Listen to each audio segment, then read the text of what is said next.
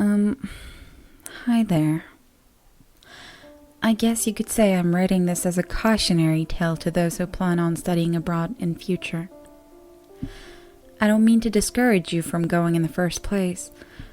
It's more like I just want you to be aware of this so that something like this doesn't happen to you too. I guess I should explain a little bit. Last summer, I was selected to participate in the study abroad program that would be centered in Rome for several months. Like anyone would be, I was elated. I had never been out of the States before, so this was going to be a real adventure for me. In the weeks that followed, I happily packed anything and everything I could fit into my suitcase. I will be the first to admit that I had way overpacked for this trip. I was nervous about leaving my parents for the first time, but I was also excited for the newfound freedom I would have while in Europe. Before I knew it, my parents were dropping me off at the airport, and I was boarding a 19-hour flight to Rome. Despite being long and tedious, the flight wasn't all that bad. When I exited the airport, I was greeted by the program supervisor and several other students who would be studying with me. They were about the same age and all looked just as excited as me. From there, we went to our mandatory orientation meeting, and afterwards, we went to pick up our apartment keys. In the months that preceded the trip, we were responsible for getting to know our would-be roommates as well as finding a place to stay that we could all afford. There were 3 girls I would be staying with. They were all nice enough and made an effort to make me feel welcome, though I will admit it's a bit hard to get close to the group of pre-formed friends. But despite my slight attention, it all seemed that things were all going to work out well. All of us were on a similar budget plan, and by that I mean none of us really had much money to spend.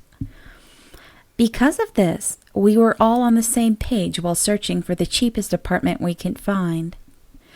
After several days of searching, we stumbled across an ad for an ancient apartment located above the Campo di Fiori. That was a prime location, and we couldn't believe that it was still available, no less listed for an unbelievably low price.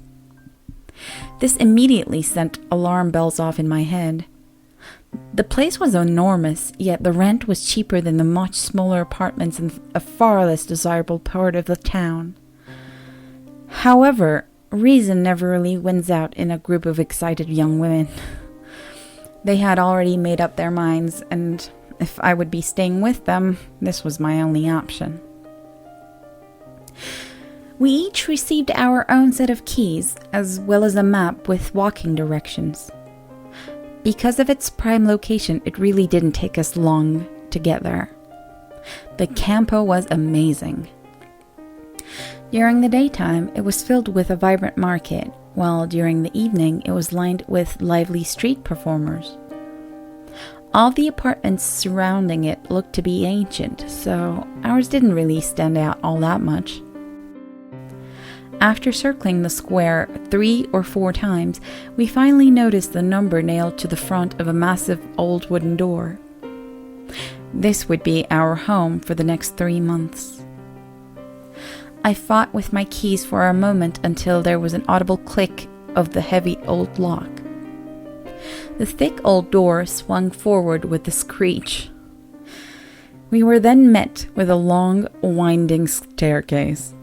We all looked at one another and groaned. None of us had accounted for the fact that the building had been constructed way before elevators were common. So, 3 sets of stairs and countless complaints later, all 4 of us, with luggage in hand, stood outside of our new front door. Once again, I reached for my set of keys and fought with a stubborn lock. As soon as the front door opened, there was a stampede of young women trying to claim the best rooms. Being a 3-bedroom apartment, it meant that 2 of us would have to share. I personally didn't care, so I let the others battle it out. When the dust had settled, I found that I would be sharing a room with a girl called Stephanie. That was fine with me. Stephanie was nice enough, and she was also very quiet. My ideal feature in a roommate. Over the course of the rest of the day, we ran around exploring our new home. There were 2 bathrooms, a full kitchen, and the living room with an ancient TV. Once again, I began to feel uneasy. Just how was it that we were able to get all of this for such a low price? Before I could finish the thought, I was interrupted by a fit of loud squealing. My initial reaction was the panic. However, I soon learned that all the noise was from excitement. Down at the other end of the apartment near the front door, apparently there was another part of the flat that we have missed. I followed the noise until it led me to a long, dark hallway. There, at the end, behind the group of squealing women, was a washing and drying machine. For those of you thinking, what's the big deal? I should explain that these things are incredibly rare in Rome. Generally, exchange students would have to wash their clothes by hand in the sink before hanging them up to dry. What was a luxury item like this doing in such a cheap apartment? Just as the screaming quelled, it picked right back up again as the girls noticed a door adjacent to the washing machine. Beyond that door was a master bathroom. It had a balcony, a clawfoot tub, and even a bidet. The girls immediately started fighting over whose bathroom this was gonna be. I didn't really see why we couldn't share, but apparently the others were dead set on having the ownership. As it turned out, it ended up being my bathroom. Stephanie had made a logical argument that because she and I had to share a bedroom while the other 2 got their own, it was only fair that she and I got to share the master bath. And I'll admit that at first I was actually kind of excited. It was, after all, a really nice room. However, over the course of the next several weeks, I began to grow more and more wary of the room. I don't know how to put it into words. It's like every time I went into that room, I could feel something's eyes were on me. And the voyeuristic element wasn't really what had me so unnerved. It felt like whatever was watching me was angry, that it didn't want me there and that it wanted to hurt me. I began doing everything in my power to avoid the room. I asked Alicia if she would mind if I were to use her restroom occasionally. I made up a lame excuse about how it was far more convenient since her room was so close, while my bathroom was at the other end of the flat, at the end of the very long hallway. She happily obliged, though, when I told her that she could use my bathroom anytime she liked. This worked well for a while. For about the first 2 months of my trip, I was able to completely avoid the eerie room. It wasn't until the final month that everything began to unravel. One night, as I prepared to brush my teeth, I found that Alicia was already occupying her bathroom. I could hear giggles coming from the hallway. It was clear both Stephanie and our other roommate were getting ready for bed in the master bath. I decided that since there was strength in numbers, it would be alright just for one night. So I made my way down to the large bathroom where I joined the boisterous girls in brushing my teeth. They were in the midst of a conversation when Lindsay, our other roommate, had broken into such a furious fit of laughter that she had to lean on the wall for support. But suddenly she jolted upright, as if she had been shocked. We all looked at what had been the cause of her reaction. There, on the wall, about the same level as the bathtub, was a tiny door. None of us had noticed it because it was the same color as the walls. The landlord had even painted over it. Naturally, this made me a bit nervous. Whatever it was, the landlord didn't want anyone opening it. But, as usual, throwing all caution to the wind, Lindsay reached for the handle and began tugging with all her might. Stephanie clucked her tongue in disapproval before pulling out a small pocket knife. She began delicately carving along the seam of the door. I wanted to beg her to stop, but I didn't really have the energy to argue that night. So, within a few minutes, Lindsay had yanked the little door open with a loud crack. It was a crawl space. It was fairly large. My guess would have been you could have fit at least 3 or 4 people in there. I was rather curious as to why the landlord would have sealed up an empty little room. While I thought about this, Stephanie and Lindsay began calling for Alicia to come see their new discovery. She was just as excited as they were when they first discovered it. However, as could be expected, this excitement waned over time, and eventually the crawl space was just turned into a storage for a few towels and laundry baskets. In the following days after the unsealing of the crawl space, things started to go from eerie to downright terrifying. Annoyingly, Alicia had changed her nightly routine so that I could no longer use her bathroom in the evenings.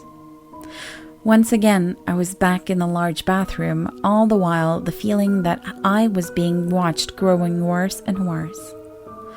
I began to get so paranoid each time I went into that room that I would literally jump at the slightest noise of pipes settling, and as soon as I was finished, I would run at full speed down the hallway and close the door behind me. For some reason, I seemed to be the only one feeling this way. It's not like I could have told the other girls either. I was already enough of an outcast as it was. So I just kept to myself and hoped it would go away eventually. Unfortunately, that wasn't the case. One night, as I was getting ready for bed, I found myself alone in the bathroom. As I stood in front of the mirror, brushing my teeth, something set the hairs on the back of my neck straight up. There was a faint rustling noise. Not the kind that could have been caused by my roommates from the other end of the flat. Any noises caused by them would have had to be quite loud to reach me all the way at the end of the long hallway. No, this noise was very faint. The sound of someone gingerly shuffling things around. I stood completely silent, terror filling me. The soft rustling noise was coming from inside the crawl space. I turned on my heels and ran down the hallway to grab my attention of my roommates. I tried to explain to them what happened, but all that came out were incoherent murmurs. Eventually, I managed to stutter. Something's inside the crawl space. They looked at me with fear and confusion in their eyes. As a pact, we moved together down the hallway into the bathroom. I nearly fainted when I saw the tiny door hanging fully ajar. Though this discovery filled me with horror, Alicia immediately pointed to the balcony sliding door. Stephanie had left it open to air out the bathroom after having taken a shower several hours ago. She peeked her head out the door and pointed to the slanted rooftop adjacent to ours. There was a pigeon's nest occupied by a few birds. The girls surmised that a pigeon must have found its way and was the cause of the disturbance. They all had a good laugh as we made our back into the living room. I pretended to shake it off, but I knew it was not a pigeon that caused the rustling noise. First off, the tiny door had been shut tight all day.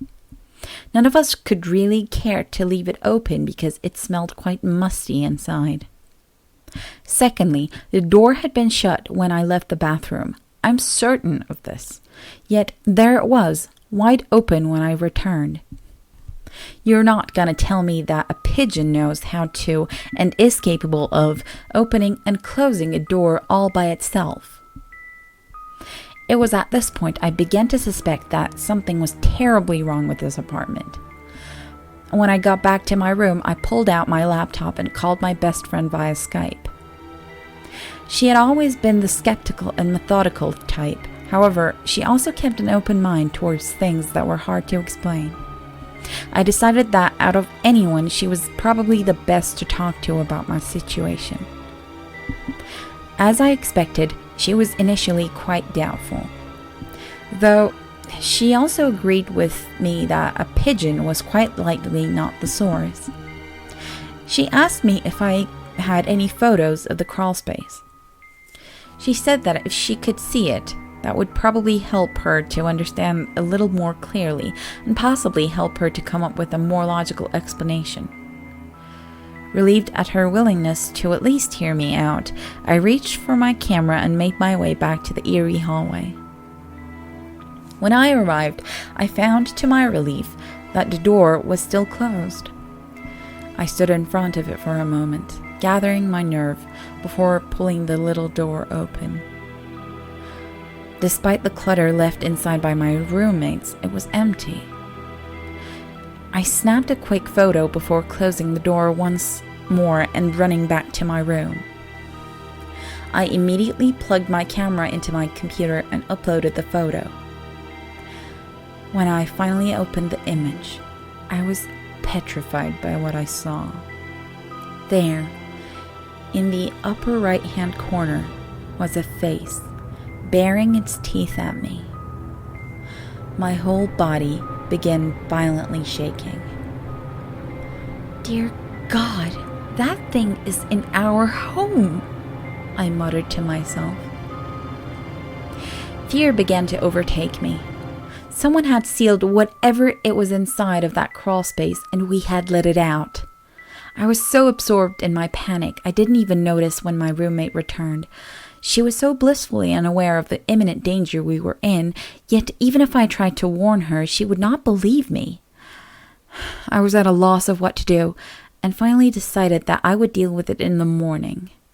Though not by a large amount, I did feel braver in the sunlight. From there, I attempted to get some sleep.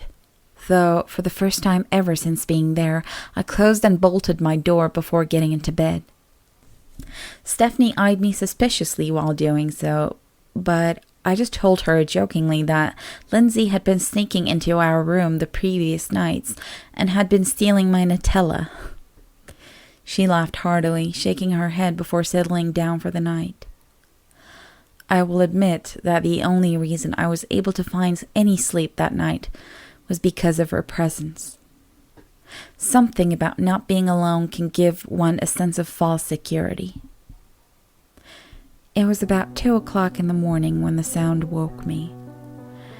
I had always been a light sleeper, so the faint noise was enough to stir me. It sounded like a door being pushed open at the other end of the flat, followed by footsteps. But these weren't just normal footsteps. They were far too fast. It sounded like someone was running at a full speed from the foyer to the living room and all about the apartment. But these weren't heavy footfalls like the kind you would expect from a running person. They were very light, almost unnaturally so. My initial reaction was to assume it was either Alicia or Lindsay, so I got up and stuck my ear to the wall behind me that separated Lindsay's room from mine. I could hear her faint but steady breathing. She was clearly asleep. It wasn't her. Then I crossed over to the other side of my room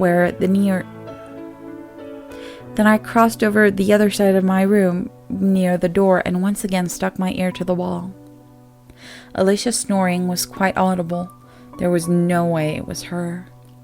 I slowly began to grow fearful as I turned in a last resort to see if Stephanie had perhaps gotten up, but I could plainly see her resting form silently rising up and down. A shiver went down my spine, and I nearly screamed when I realized that the footsteps had come to a stop outside of my door. Despite all the lights being out, I could clearly see a looming dark shadow of a form through the tiny crack at the foot of my door. I dared not move. Whatever it was just standing there, waiting. Then to my horror, my doorknob slowly began to jiggle. Gently at first, but then growing violent at the realization of it being locked. The noise of it eventually woke my roommate. She sat up, blinking in confusion. That instant, the jiggling of the doorknob stopped. She asked me just what the hell I was doing and if I knew what time it was. I told her it wasn't me. I told her that whatever had opened the door to the crawlspace the previous day had come back. But she just furrowed her brow at me and said that I needed to get more sleep. The next day, I made an appointment with my program supervisor. I told him that I needed to go home. He tried to tell me that I was just homesick and that it would probably pass, but I insisted. He eventually gave up and let me call my parents. They were confused, but understanding. They were able to change the date of my return flight to the following morning. I really wanted to get out of there that day, but understandably, that was the soonest they could manage. Unfortunately, this meant that I would have to stay one more night in that apartment. When I returned, I tried to tell the others about what had been going on. I knew I was going to be getting out of there and would be out of danger, but I was still immensely worried for their safety. But none of them took me seriously. They looked at me as if I was a madwoman. They didn't say anything, but I was sure they all thought that I was going home because of some sort of mental breakdown. At that point, there was nothing I could say that would convince them. So that night, I locked my door and hesitantly went to bed. And right on cue, once again around 2 o'clock in the morning, I was awoken by the rapid footsteps scampering down the apartment. I could hear the door to the bathroom begin to creak open, followed by the door at the end of the hallway. The footsteps grew louder and faster as they moved through the apartment. And finally, once more, they came to a pause outside my door. I could hear the breathing this time, slow and heavy. I sat up in panic, and to my horror, I saw that Stephanie had forgotten to lock the door behind her after getting up to use the restroom. It was right outside my door, and I did not know if I had time to jump and try to lock it before the thing realized there was nothing blocking its way. I hesitated a moment too long, and by the time I had sat up straight in my bed, the handle was slowly beginning to turn. I froze in terror as the door cracked open, revealing my tormentor. It stood there ominously in the doorway, staring me down. Its eyes protruded slightly from its skull and gave off a very faint bluish light. It didn't appear to have a nose, only slits where the nostrils should have been. It had teeth of a man, but had no lips, giving the impression of an eternally toothy snarl. Its grayish-white skin was waxy and stretched tight over its bony face. The rest of its skeletal form was hard to make out, as it was almost entirely enveloped in shadows. After pausing for a moment in the doorway, it began to head toward me. As it moved, its body let out sickening cracks. I sat there, still petrified by fear, until it had made its way to the foot of my bed. Its heavy breaths were deafeningly loud. I don't know how Stephanie slept through it. The air had begun to smell sour and stagnant. With frightening speed, it jolted to the other end of the bed, mere feet from me. I gagged at the smell of it, like sulfur and rotting flesh. Slowly, it unfurled one of its gnarly hands and proceeded to reach for me. Not until it was several inches away did I finally find my voice. I screamed as loud as I possibly could, and then it halted in its tracks. Stephanie shot up from her bed, visibly frightened. The creature hunched over on all fours and fled the room with unsettling movements that recalled those of a spider. A moment later, Stephanie switched the light on and looked at me furiously. She demanded to know what the fuss was all about. I told her exactly what happened, but she just called me a nutcase. The taxi came to pick me up very early the next morning. The sun had not even risen by the time it arrived. None of the girls came to see me off, but I expected this. After loading my luggage into the trunk, I climbed into the back seat of the cab. It had driven right through the square and was sitting at the base of my apartment. When I leaned to look out the window, I could see where my room had been. My face contorted into a mixture of panic and concern. There, looking out of my old window, was the creature. Its unblinking eyes bored into me, and its lipless mouth curled into a snarling grin. Before I could say anything, the cab driver had taken off, leaving that hell house far behind. I tried to warn them. I really did. I did everything in my power to try and warn them of the danger that they were in, but none of them listened to me. There was no way I could have stopped what happened after I returned home. You see, several weeks after returning to the United States, I received a phone call from my program director. He informed me that a day before the program ended, all 3 of my past roommates had been reported missing. The authorities had no idea just how long they had actually been gone for, as they were only recently discovered to be missing when the program director went to check on them after none of them made it to the end of the program wrap-up meeting. They assumed it had been at least a week or 2 since all the food in the apartment was expired. There was no sign of forced entry, and no valuables were missing. The only notable detail mentioned in the report was when they arrived on the scene, there was a strange little door hanging ajar in the bathroom. And when they approached it, they were met with a powerful odor coming from no visible source. The official report has them declared as missing, but I know that they're all dead. I know that I'm incredibly lucky to have made out with my life. I think the only reason I'm still alive today is because I fled thousands of miles and across an ocean. Despite their unwillingness to listen, I still feel an unimaginable amount of guilt over what happened to those girls. And that's why I'm writing this now. I may not be able to go back in time and save them, but maybe I can prevent this from happening to you. Please, please heed my warning. If you ever get the opportunity to study abroad, keep this in mind. If it seems too good to be true, it probably is. And whatever you do, don't stay on the 3rd floor of an ancient yellow apartment complex above the Campo di Fiori. There's something there. Something evil.